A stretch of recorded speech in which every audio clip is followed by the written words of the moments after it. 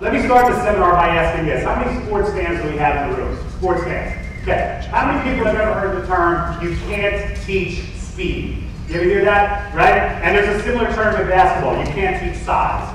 I absolutely love that picture. That's like me standing next to Dominic. It's like,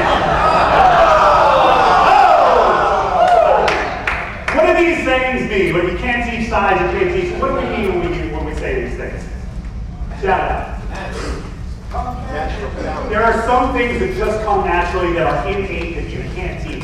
It's the same thing with DJing. I consider myself a phenomenal instructor of DJing, but I can't teach just anybody how to DJ. If they don't have some of the core abilities and right talents, I'll never be able to teach them how to be a DJ. If you pay your DJs as employees, you will sleep like a baby, okay? Isn't that cute? You know why babies sleep so soundly? Because they're not cheating the government. They don't have to worry about every phone call that comes in and every letter. One of the things that Stephen Covey says in this book is always treat your employees exactly as you want them to treat your best customers. Jay, we talk about it all the time in meetings, right? How do you treat our customers? How do you treat our bride and groom? You treat them great. Well, I know my job is to treat my employees the same way. One day he showed up with this record, So Much for Love, and he said, you know, press this for me. And they said, look, sorry, we're out of 7-inch blanks. They said you can either wait a week till we get a 7-inch blank, or you know, it seems like a waste of time, but I guess you can put it on a 12-inch if you'd like. Tom said, well, I really want to get this record out. I got a couple of club jocks who were waiting for it. Press it on the 12-inch. Well, as soon as club jocks got that, there was no turning back. So that was really the birth of the 12-inch single. It was a complete accident. Most of us, especially the business owners in the room, and even the females, we have this macho kind of attitude that, man, I can work 12 hours a day without taking a break, and I can plug along. It's just not true. You are more effective, and I hope this word means a lot to you, you are more creative throughout the day if you step away from your task at hand, okay? I encourage you to take breaks throughout the day. This is the only area, and I do mean the only area, that smokers have the right idea, right? Smoking is incredibly unhealthy to do to your body, but a smoker, I guarantee, will find 2 or 3 times throughout the day where they can leave the office and have a cigarette, right? Is that right? We should be, yes, exactly. We should be, non-smokers should be just as dedicated to our breaks as smokers. You ever seen that scene in the Titanic where they're shoveling coal into those big, you know, those big engines down below? That's what this industry does to our ego, okay? We have brides and clients that come up and hug us and tell us we were the greatest, we made their day. We get huge cash prizes. Not me, but some of you, I understand, get big cash opportunities. Never got one in my life. Albert Einstein said creativity is intelligence having fun. We all know a lot about the wedding business, right? Man, it's late in the day. We all know a lot about the wedding business, right? Yeah. So you've got the intelligence, well, have some fun with it. Be creative. To use a couple of adjectives, do all these things, or some of them. Be funny, be inspirational, topical, interesting, sexy, exciting, fascinating. Be controversial to a point. You don't want to be too controversial. Maybe you do. Romantic and expert, provocative, intelligent, engrossing, strange, motivating, and tweet-worthy. Now, I have not prepped Rich on this, so I'm just going to ask Rich a couple questions, and from your knowledge, I want you to... When did you do your first music mixing job? Second week of August in Howell Golf Club with Chris Hager. Okay, so pretty solidly a year ago. 1 year ago, pretty much almost a year to the date. At that point, how much experience did you have in the DJ business? I didn't know a damn thing. You didn't know a damn thing about it. I remember you took me into the back room. Right. Ooh.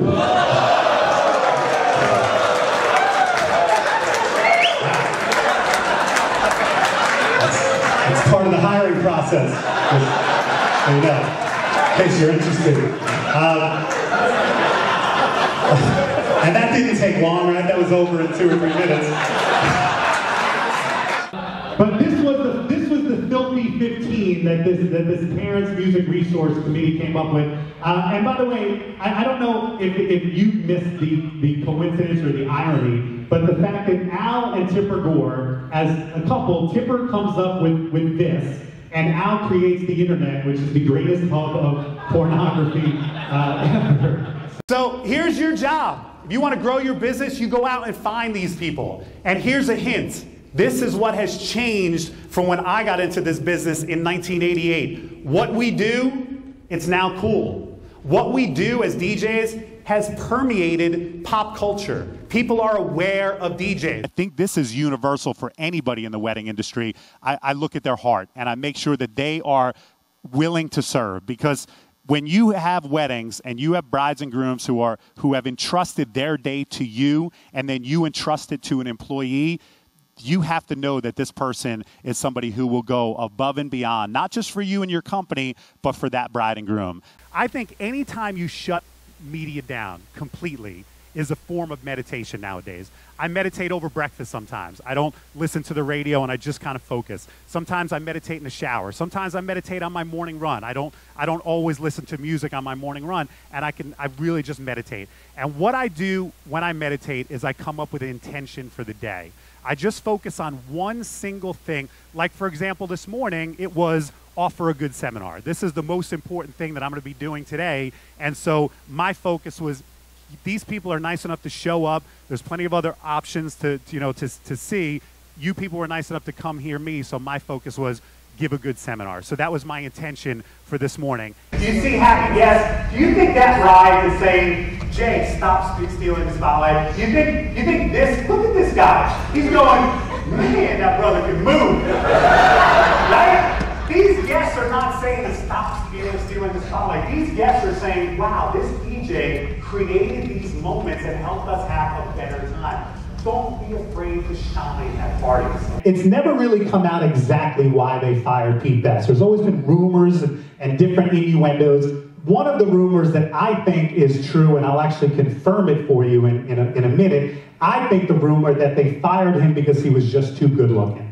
John Lennon and Paul McCartney were really kind of jealous by the fact that at the end of every show, Pete Best got the largest applause, and when they were leaving for the night, Pete Best had the most chicks at the stage door. And like I said, I can prove that to you. You want proof? Look who they replaced him with.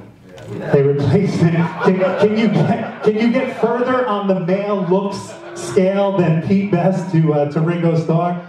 But it's a subtle thing. It comes across. Jay did the same thing with the air guitar. He didn't wait till the guitar solo and then say, air guitar. He said it right before so that people could process the command, prompt, whatever, and then start going like this. Is that your picture there?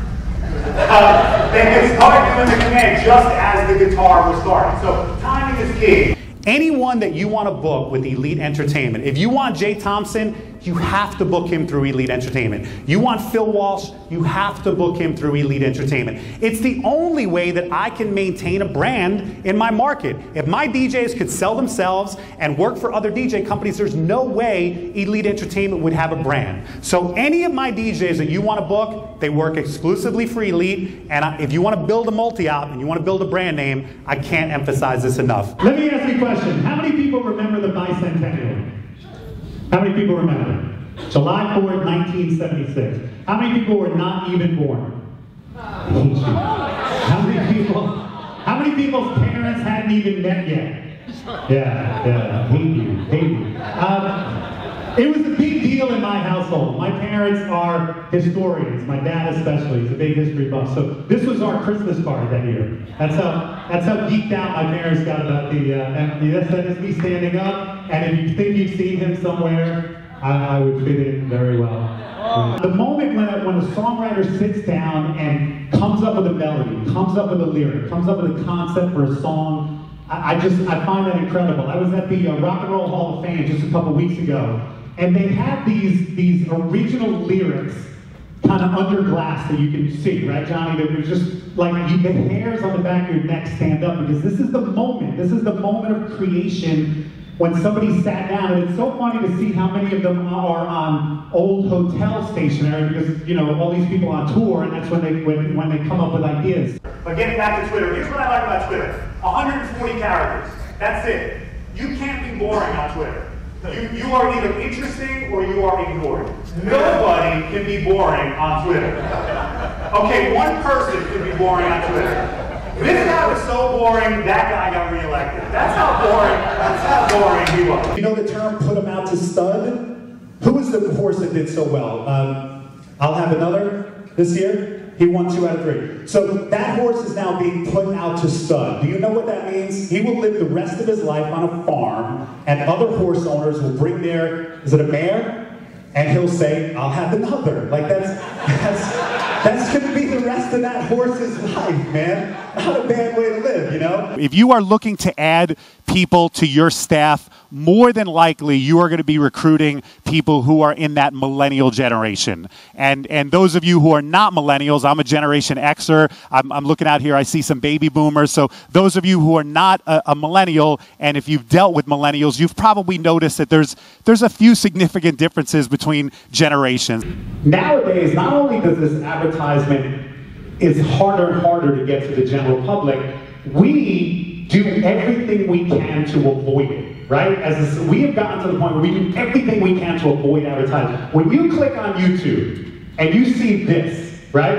How quickly do you sit there and go, 3, 2, 1, boom? Like, we don't want to watch one more second of that commercial than we absolutely have to watch, right? If I can leave you with any advice, if you want to be great in anything in life, and I think that's why we're all here, right? We want to get better as DJs, and better as business owners, and better as entertainers.